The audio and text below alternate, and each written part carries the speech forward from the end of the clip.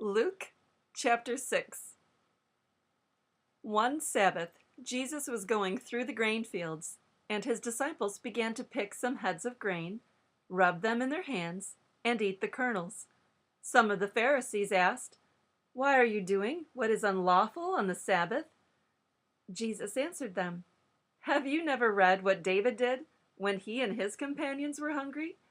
He entered the house of God, and taking the consecrated bread, he ate what is lawful only for the priests to eat.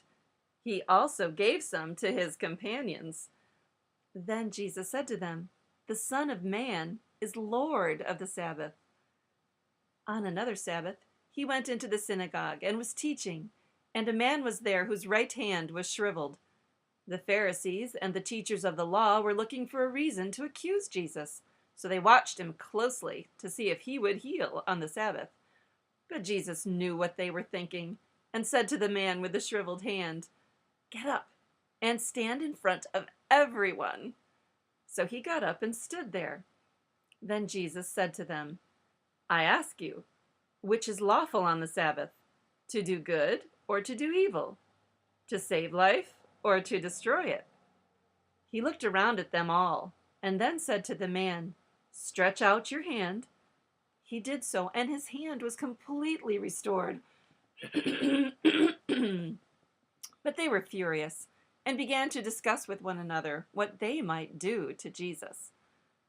One of those days, Jesus went out to a mountainside to pray and spent the night praying to God.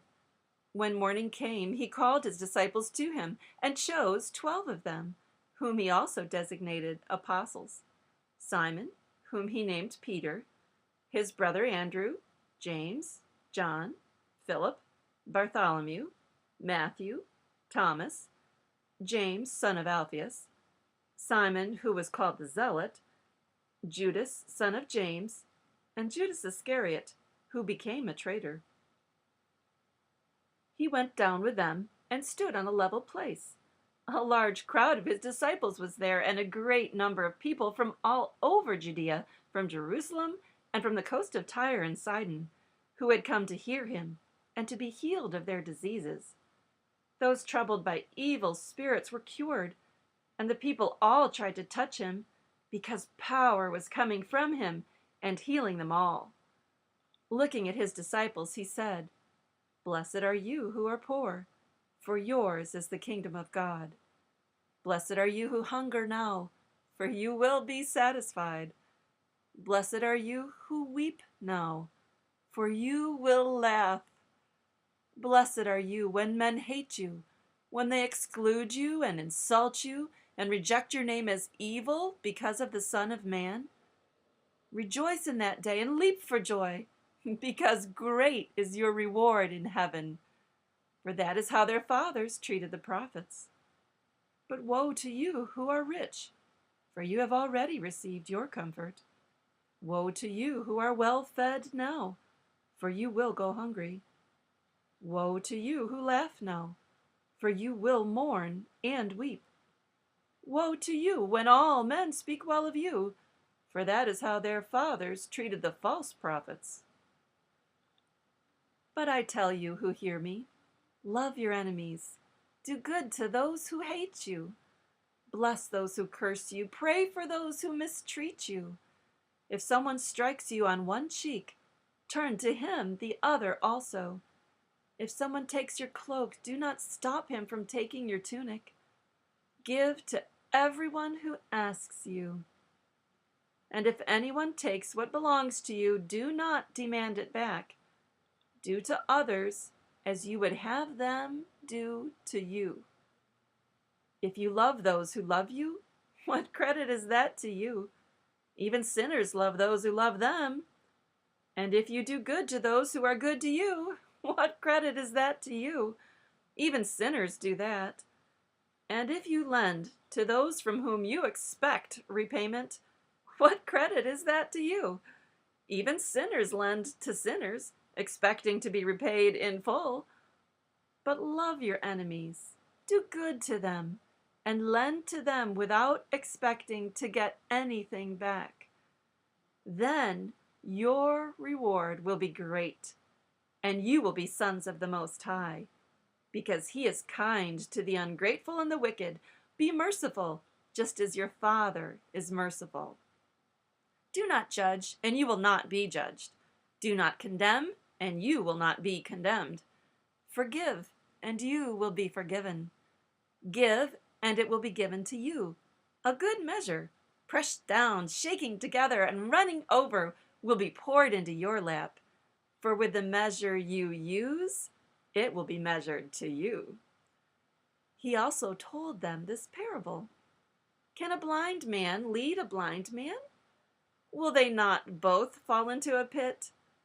A student is not above his teacher, but everyone who is fully trained will be like his teacher. Why do you look at the speck of sawdust in your brother's eye and pay no attention to the plank in your own eye? How can you say to your brother, "Brother, let me take the speck out of your eye," when you yourself fail to see the plank in your own eye? You hypocrite! First, take the plank out of your eye, and then you will see clearly to remove the speck from your brother's eye. No good tree bears bad fruit, nor does a bad tree bear good fruit. Each tree is recognized by its own fruit. People do not pick figs from thorn bushes or grapes from briars. The good man brings good things out of the good stored up in his heart, and the evil man brings evil things out of the evil stored up in his heart. For out of the overflow of his heart, his mouth speaks. Why do you call me Lord, Lord, and do not do what I say? I will show you what he is like who comes to me and hears my words and puts them into practice.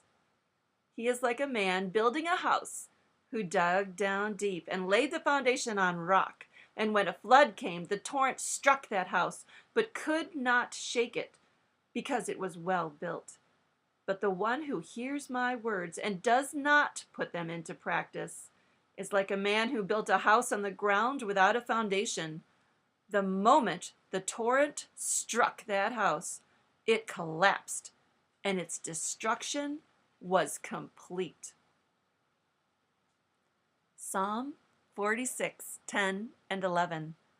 Be still and know that I am God.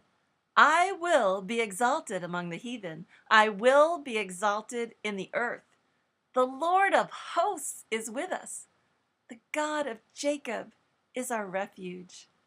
Selah.